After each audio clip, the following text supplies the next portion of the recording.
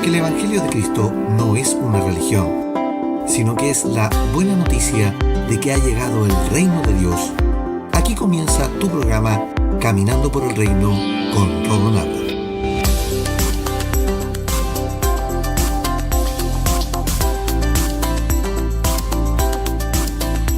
Bienvenidos a Caminando por el Reino, tu programa de enseñanza de la gracia a tu casa. Anteriormente en Caminando por el Reino, esta semana estamos conversando acerca del equipo de construcción, los dones ministeriales. Y en el episodio anterior aprendimos lo siguiente. 1. Pablo en la carta a los Efesios en el capítulo 4 deja claro que Cristo constituyó al equipo ministerial. Dios eligió a quienes serán y son los líderes de la eclesía en cada tiempo. 2. La diferencia entre la elección divina dicha por Pablo versus la elección de una familia sacerdotal, como lo fue el caso de los levitas partiendo desde Aarón, es que ahora Dios toma desde cualquier parte, linaje, lengua y familia, a los líderes que han de constituirse en los ministerios, ya que no hay ninguna unción ni ceremonia, simplemente Él escogió y determinó. 3. El orden en que aparecen los ministerios nombrados por Pablo en la carta a los Efesios en el capítulo 4 no constituye un orden jerárquico, ni tampoco de importancia por sobre otro. El orden en que aparecen es por los tiempos en que intervienen cada ministerio. Y 4 y último, la cabeza de la eclesía es Cristo, y no un determinado ministro. Cada ministro es líder de su ministerio y en su ámbito, entendiendo que además cada uno trabaja para el cuerpo de Cristo. Hace unos episodios atrás, hablamos de que el cuerpo de Cristo tiene un trabajo de equipo. Y es así. El modelo religioso pone a los ministros en una posición de jefatura por sobre otros. Y el modelo del Señor, expresado por Pablo, es totalmente opuesto. En un equipo de fútbol o soccer, el delantero no es más importante que el portero. Y el portero no es más importante que el defensa. Y así sucesivamente. Alguien dirá, pero un ministro tiene autoridad. Y claro que sí. Es obvio que la tiene, pero en el ámbito que él se desenvuelve. Por eso que esto es un equipo. Todos trabajamos para el mismo objetivo, ganar almas y expandir el reino. Siguiendo con el ejemplo del equipo de fútbol o soccer, tenemos a 11 jugadores en cancha, más 6 en la banca, de los cuales uno de ellos es el portero suplente. Por lo tanto, cuando se juega un partido, hay 17 jugadores, además de su equipo o cuerpo técnico y su cuerpo médico, que ese número de personas suman aproximadamente 18 a 25 profesionales. Por lo tanto, en un partido normal hay 17 jugadores y en promedio hay 10 personas para asistirlos, 5 del equipo técnico y 5 en lo médico, y cada vez que se juega un partido. Los miembros del cuerpo de Cristo son los que están en la cancha, con sus dones reluciendo y trabajando. Debe estar también un equipo técnico de apoyo. Esto es lo que llamamos los dones ministeriales. Y el equipo médico son los dones de operación. Rara vez se conoce en la prensa o televisión al jefe del equipo médico de un equipo de fútbol. ¿Y para qué decir de un preparador físico o de la nutricionista que los asiste, etcétera? Todos estos profesionales están detrás trabajando para el equipo y para que el equipo esté en óptimas condiciones. Cada uno en su ámbito y según su experiencia. Por lo tanto, el triunfo del equipo es el triunfo de ellos, aunque nadie lo reconozca. Por eso que Pablo dice que debemos reconocer a quienes trabajan en el cuerpo de Cristo. 1 Tesalonicenses, capítulo 5, versículos 12 y 13. Pero a todos, no solo a los que están por delante, y no solo a los que están jugando. Ahora que ya hemos entendido que esto es un equipo de trabajo, miremos el modelo que nos propone el Señor con mayor detención. Ya les dije que esto es un equipo de construcción, por lo tanto su labor es de construir. Cristo diseñó el edificio porque Él es el arquitecto, el maestro constructor. Por eso que dice la palabra edificaré mi eclesía. Y cuando habla de edificar, ya hay un diseño en su cabeza, en su mente. Pero llama a Pablo para entregarle los planos de la construcción. Esta obra tiene un orden y una forma de construcción, y Pablo está llamado a poner el radier de esta edificación, es decir, poner los cimientos, la base sobre la cual se va a edificar. Así lo dice en su carta a los hermanos en Corinto, Grecia. Conforme a la gracia de Dios que me ha sido dada, como perito arquitecto, he puesto el fundamento y otro está edificando encima, para que cada uno mire cómo edifica encima. 1 Corintios capítulo 3, versículo 10, en la versión Reina Valera contemporánea.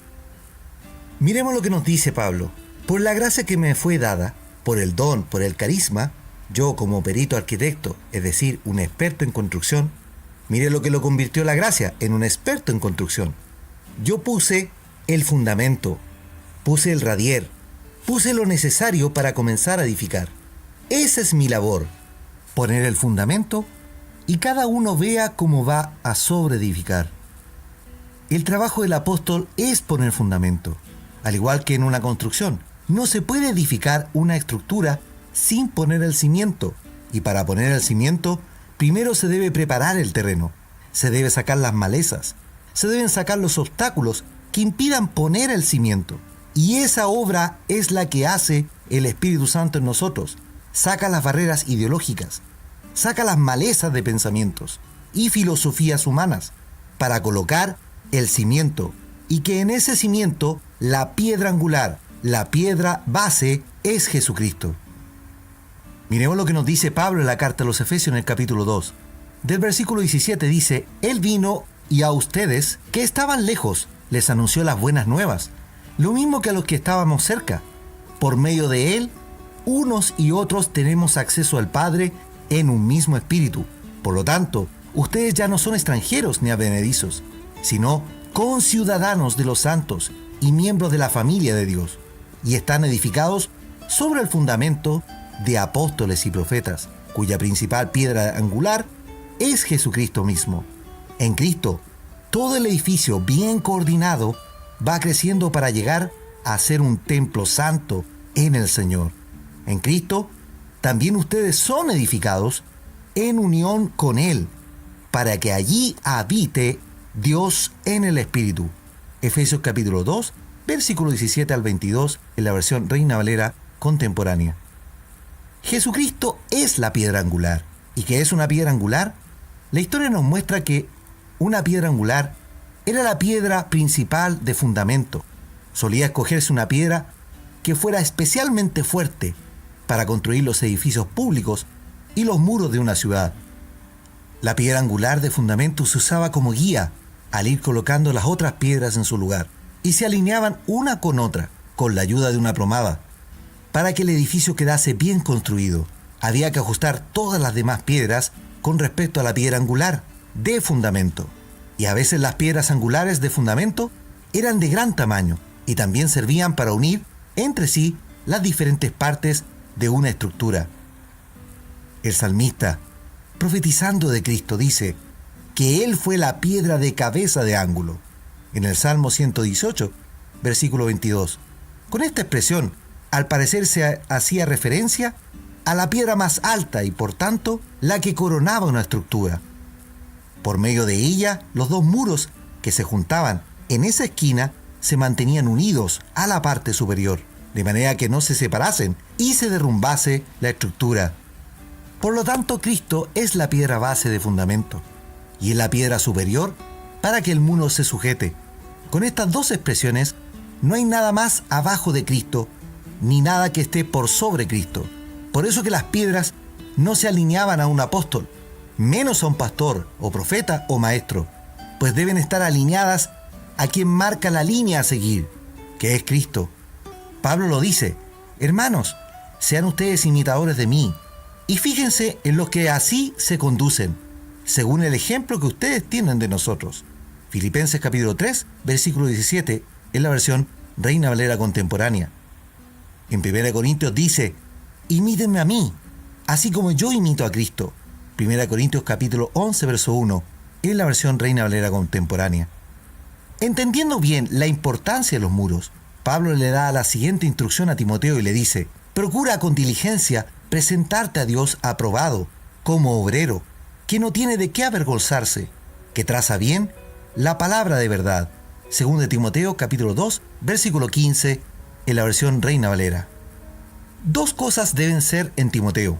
Primero, ser aprobado como obrero. No estamos llamados a ser cabeza, sino a ser ejemplo, que tu vida sea ejemplo, que tengas una fe no fingida, que no te hagas el santurrón en la reunión, sino que seas santo, genuino y normal, un ejemplo de alguien correcto. Eso es ser aprobado como obrero. Pero además Pablo añade una condición más, que es vital para la construcción, que traces bien la palabra de verdad. Trazar es poner líneas por donde se van a colocar las piedras. Esa línea debe ser la continuación que marca la piedra angular, pues la piedra pone la guía. Por ende, usar la palabra es para poner la guía de acuerdo a la que marca la piedra, que es Cristo, y no de acuerdo a Pablo o a Timoteo. Y por eso le dice, procura, con diligencia, con esmero, que la línea trazada quede igual a la línea que es Cristo. Que las escrituras que uses hablen de Cristo. Que el modelo que vayas a seguir sea Cristo, y no un pastor ni un apóstol, sino que Cristo sea el modelo. Por lo tanto, el apostolado no es un ministerio de autoridad máxima. El apóstol no es el patrón del fondo, tampoco es el big boss o el gran jefe. Es el modelo a seguir, porque si él está alineado a la piedra angular, yo debo alinearme a ese ejemplo a seguir.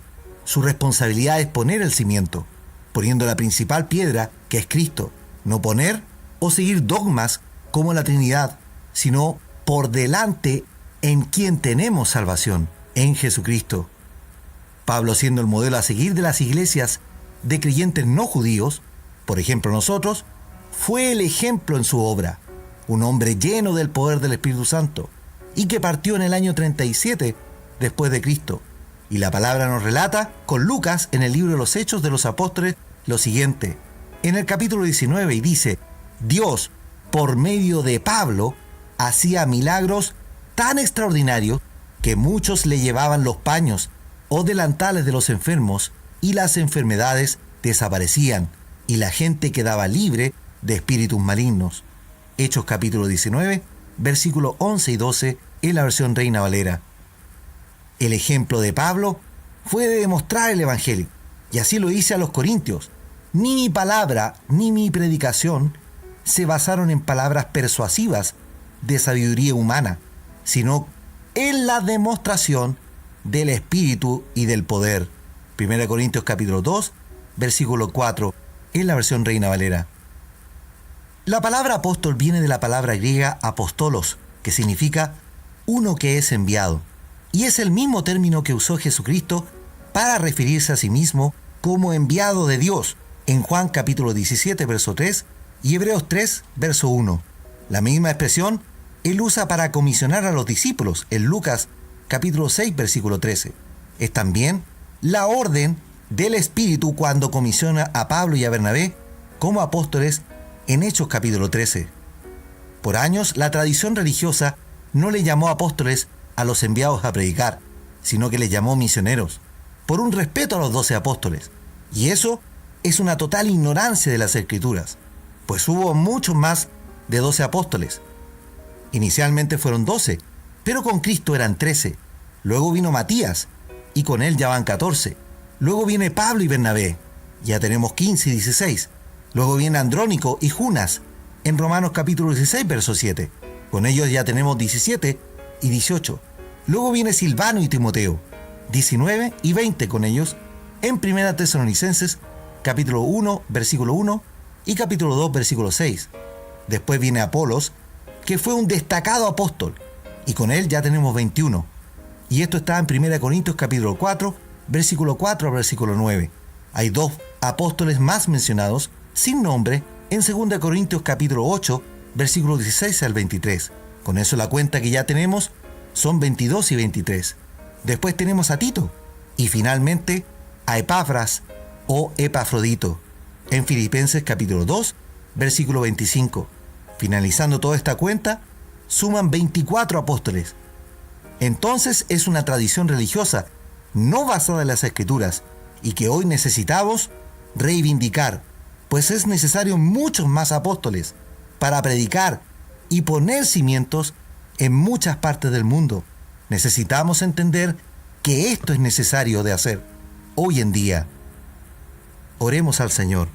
Padre Celestial, te damos gracias por entender que el diseño divino contempla que haya muchos más dones ministeriales repartidos, por entender que quizás hoy día está sentado alguien que es apóstol, que es pastor o maestro, pero el modelo religioso no permite que este hombre o esta mujer se levante para ejercer su don. Te pido, Señor, que tu gracia en esta hora nos ayude a entender que necesitamos proveer las instancias para que cada uno de los que tengan dones puedan usarlo, puedan trabajar en ellos. Necesitamos expandir el reino y para eso debemos cambiar nuestra manera de pensar, cambiar las formas en que nos reunimos y proveer talleres, instancias en que cada uno pueda usar su don ministerial y poder, Señor, así expandir el reino. Señor, ayúdanos en este propósito, ayúdanos a entender, revela y danos visión, que tu Espíritu llene nuestras vidas, para que tu Espíritu Santo sea el que confirme quiénes o cuáles son los que van a expandir el reino en estos tiempos. Yo te pido que tu gracia y misericordia sean en nuestras vidas, y todo esto sea en el nombre de Jesucristo. Amén y amén. Amados, los invito para mañana, para seguir conversando acerca del equipo de construcción, los dones ministeriales y a caminar por el reino. Súmate a la campaña de esparcir el mensaje por las redes sociales. Búscanos como @caminando por el reino en Facebook y YouTube. Comenta en nuestro Twitter y escucha el programa en Spotify. Suscríbete y sigue nuestros episodios en la red más grande musical del mundo. O bien puedes escucharnos por la web en caminadoporelreino.podbean.com. Ahora somos 4.000 y este año queremos ser 10.000. Da me gusta, comparte y etiqueta a tus amigos. Y hagamos crecer la familia del Señor. Que la gracia y la paz de Cristo sean en tu vida. Si recuerdas con asombro aquella vez, cuando tus ojos se abrieron y la luz pudiste ver. Canta si es así. Veo el mundo en luz, lo veo con asombro. Veo el mundo en fe, veo color en todo. Veo como tú ves y camino en tu luz. Me pregunto si recuerdas con asombro aquella vez que pasaste por las aguas y volviste a nacer. Si es así, veo el mundo en luz, lo veo con asombro. Veo el mundo en fe, veo color en todo. Veo como tú ves y camino en tu luz.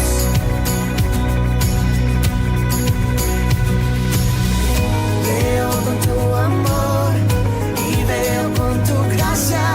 Veo como tú ves y camino en tu luz.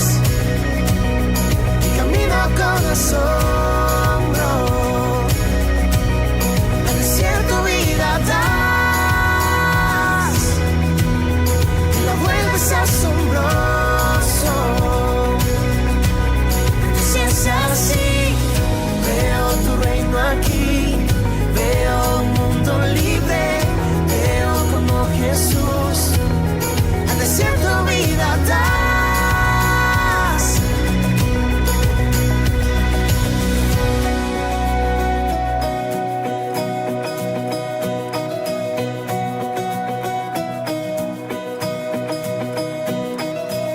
Veo como tú ves, caminaré sin miedo. Veo como tú ves, de ti no me avergüenzo.